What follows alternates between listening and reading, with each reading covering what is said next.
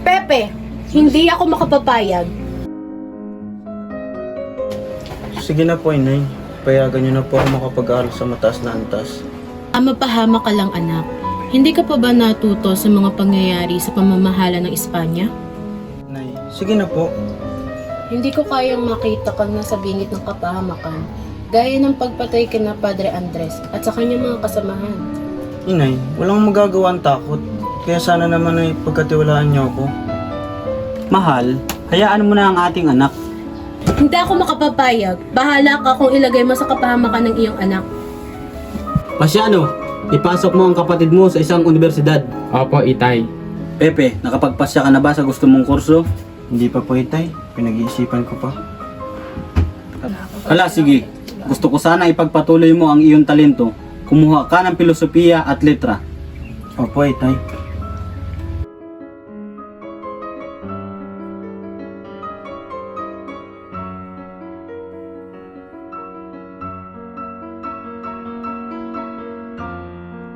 May napili ka na bang kurso?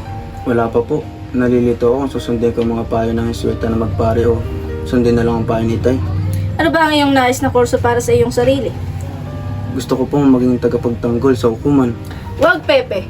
Napakabulok ng hustisya sa ilalim ng pamamahala ng mga praile. Walang patutunguhan ng kursong iyan. Kagalang-galang na Padre Pablo Ramon. Nais ko po sanang hingin ng inyong payo kung ano ang tatahakin kong landas. Ako po'y nalilito sa karerang angkop sa akin. Alam kong matagal ko pa matatanggap ang inyong sagot.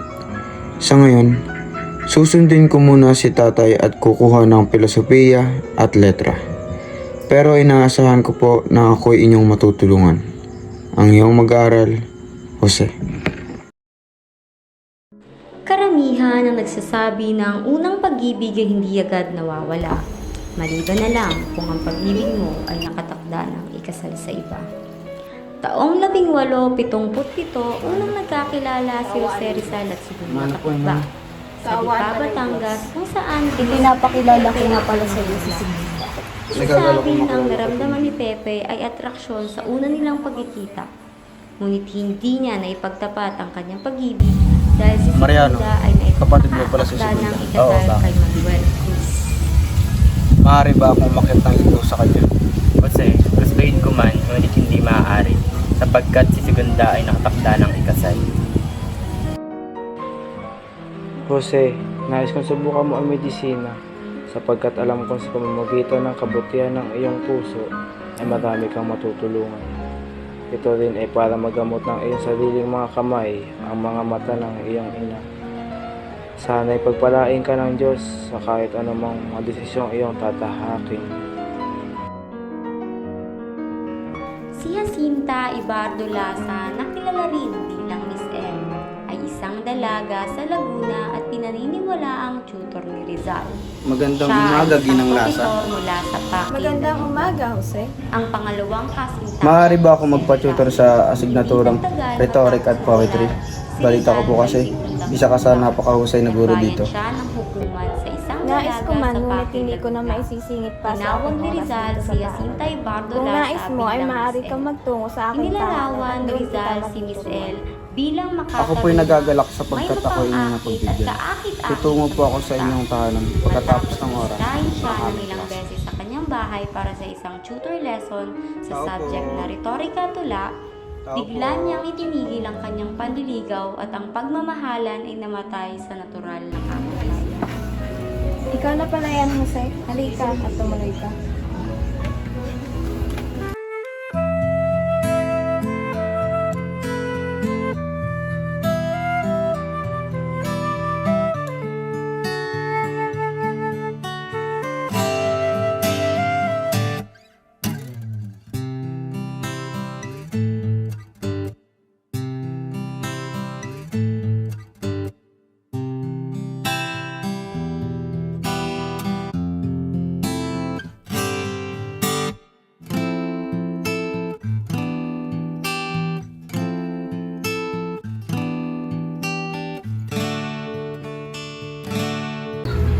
Pepe, hindi ako makapapayag sa inyong pag-ibigan. Itay, wala naman po kaming ginagawang masama.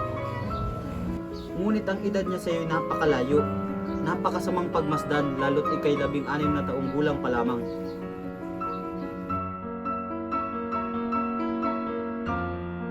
Qualito actua comum accessorio para los musculos. Protege organos vitales como. Is there any idiota can answer this question? Cerebro, corazon, pulmones. Bueno Rizal, bueno. Fernando, por favor, quadet ape. Se pone de pie. Now, can you see the difference with their heights? Lo que significa que somos superiores a los Filipinos. Si las alturas son la única razón por la que los españoles son superior, then why Spain lost its colonies? A los nativos que son más bajos. Silencio, que impertinencia, saldes de clase, saldes de clase. A la juventud filipina, alza su terza frente. Juventud filipina en día dial, los resplandece desciente. Genio grandioso, el impondenoble pensamiento. Bueno Rizal, bueno. Po. Tao po. Maligayang pagdating, Pepe. Aba, tinanghali ka na yata sa iyong pagbiyahe. Ganda tanghali po, Doña Concha. Sa tahanang ito ay dito ka mamamalan. Sana magkaroon ka ng magandang karanasan. Maraming salamat po, Doña Concha. Mauuna na ako, Pepe, ha? Tawagin mo na lang ako kapag may kailangan ka. Sige po, salamat po. Walang anuman. Paalam, Pepe. Paalam, Doña Concha.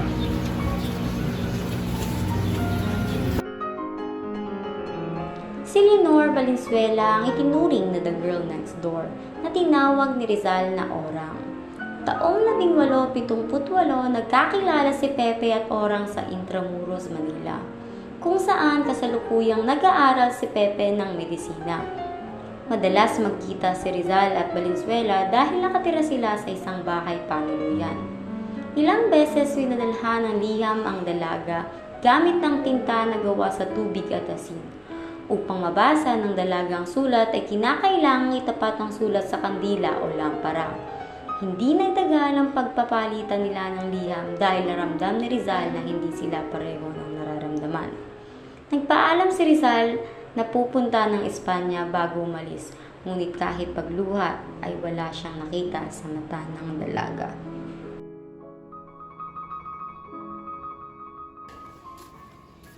Hinto! Sin respeto! Senyor, kamusta na po pala ang kaso ko? Binasura na namin ang kaso. Binasura? Hindi maaari. Bakit niyo binasura? Hindi na magbabago ang desisyon ko. Umalis ka na rito. Mga kapatid, solidaridad, pagkakapatiran, yan ang mga prinsipyo magbubuklod sa atin. Bubuo tayo ng grupo. Hindi ba parang hinahamon natin ng mga Espanyol, Pepe? Hindi ba delikado ito? Oo nga, Pepe. Parang delikado. Mga Indio! Pepe, andyan na naman sila.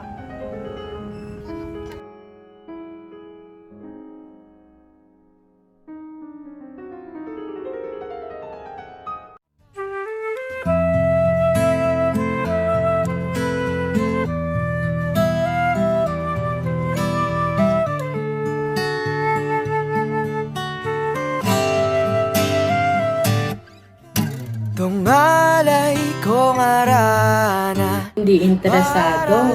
Pero tanong ng tanong sa mga tao kung magpinsan ba kayo. Kung magpinsan kayo, gaano naman kaya kalayo? Kung nanaisin ng tadhanang mapalin lang, di hahayaan mawala pa tong liham ng maasang mata mong makabasa. Handang Di na tinatawag iyong paralong. Lipas na sa moda ang kudyapang hirang. Pati panaginip sa kabinataan. Sa ibang buhay, nanunuba ang buhay. Ngayon lang diway, siya'y pinipilit ang makapagbigay ng tunang tama. Isang papatunayan ang unang pag-ibig ay di mawawala. Nakailang tula na, ba't tila di napupunan ang tangi kong hiling? Hanggang dulo ikaw ang kapiling. Kung pwede lang hanggang magpakailanman, hindi na ba baka walang kailanman. Naparito nga pala ako para magpaalam sa'yo. Kailan ka babalik? Hindi ko pa rin. Pero sinisigurado ko sa'yo, makikita pa tayo.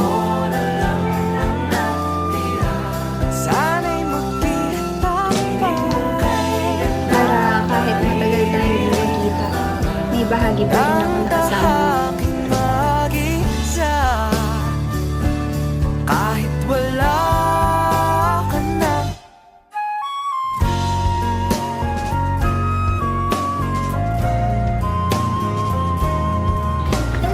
Mag-iingat ka, Pepe. Oo, kuya.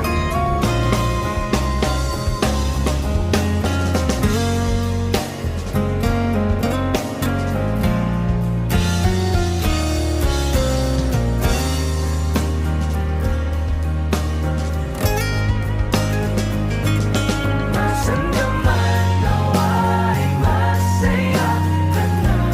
Lalain ka mo. Mahal pa rin kita. Oh, lunor akong sinta.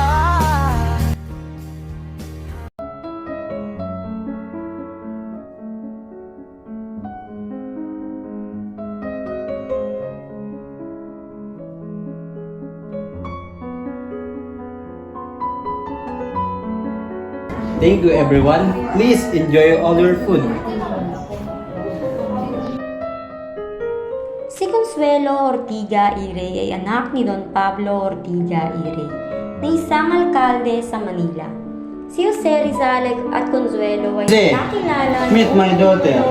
She is Consuelo Rey. Saan nagkaroon ng salo-salo I'm glad to meet sa you, bahay ni Don Pablo na kaibigan ni Rizal.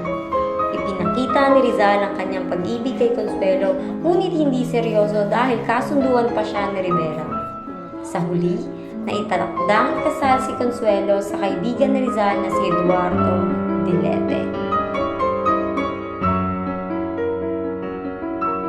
Si Seiko Sui, 23 taong gulang na Haponesa.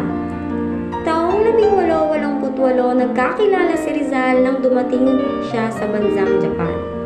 Dahil sa imbitasyon sa trabaho na negosyon ng Espanyol. Sa pagdaan ni Seiko Sui, agad na nakuha ng dalaga ang atensyon ni Rizal. Kinailangan pang tanungin ni Rizal ang isang hardinero kung sino ang babaeng dumaan. Nagkaroon ng relasyon ng dalawa at tinawag niyang Osei-san. Maraming natutunan si Rizal sa pagsasama nila, ngunit tumagal lamang ng 2 buwan ang kanilang relasyon dahil kinakailangan ni Rizal umalis papunta ng San Francisco para sa ibang trabaho.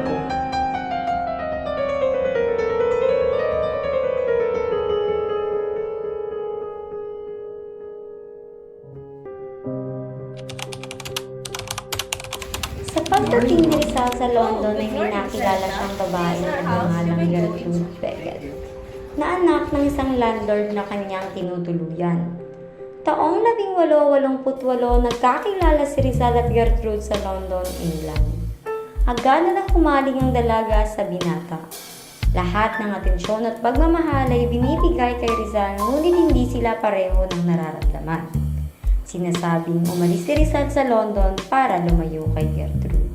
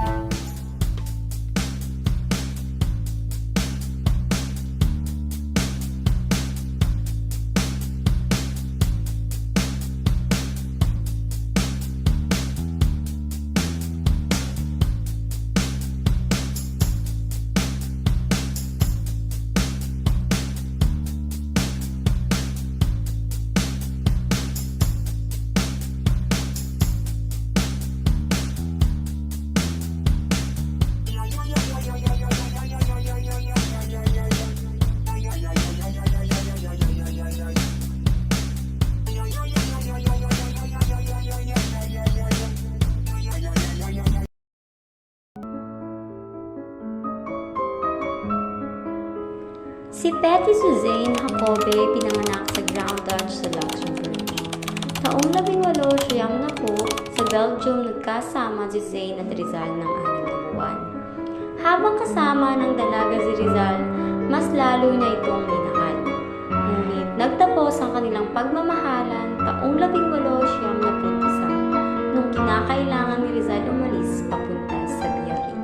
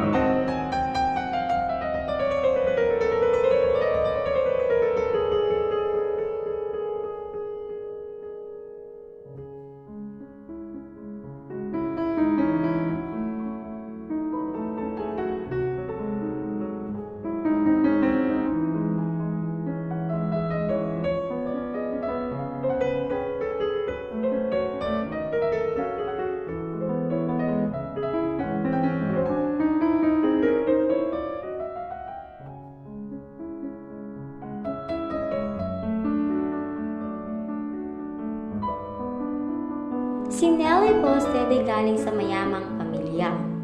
Taong 18 siyang naputisa, nagkakilala si Rizal at Nelly sa Biarritz. Nang malaman ni Rizal ang pagpapakasal ni Rivera sa ibang lalaki, ninais niyang pakasalan si Nelly. Ngunit nagkaroon ng problema sa pagitan nila ni Antonio Luna na kanyang kaibigan. At ito ang naging dahilan kung bakit hindi naging matagumpay ang kanilang pag-ibig. Dahil sa ina ni Nelly na ayaw kay Rizal sapagkat wala raw itong kakayahan buhayin ang anak.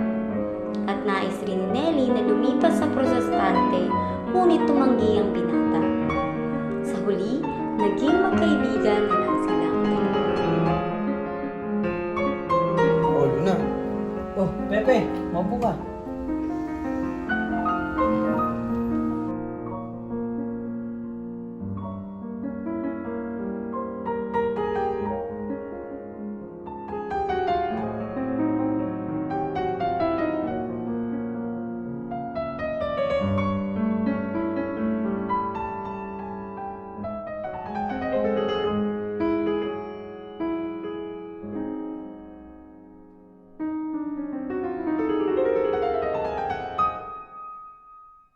Sana sa aming pag-alis, magawa mo akong patawarin. Kahit anong galit ko, hindi ko makalimutan na pinasaya mo ako ng sobra sa pagtira mo dito. Salamat sa pagiging totoo mo, Pepe. Mas mabuti ng ganito kaysa panindigan natin ang isang maling desisyon.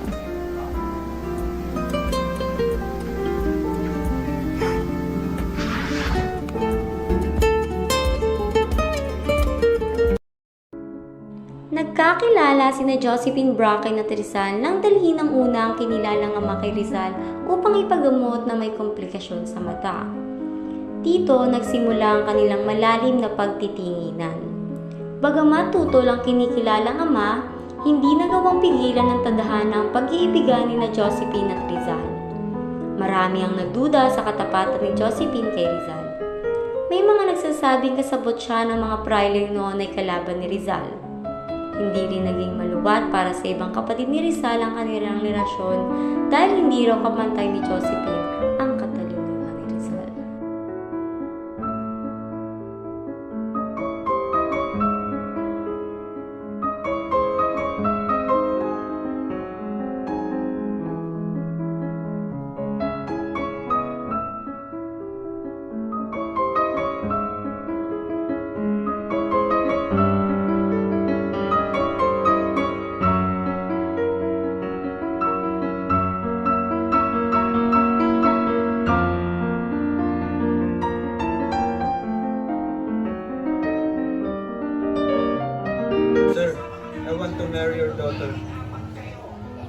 possible?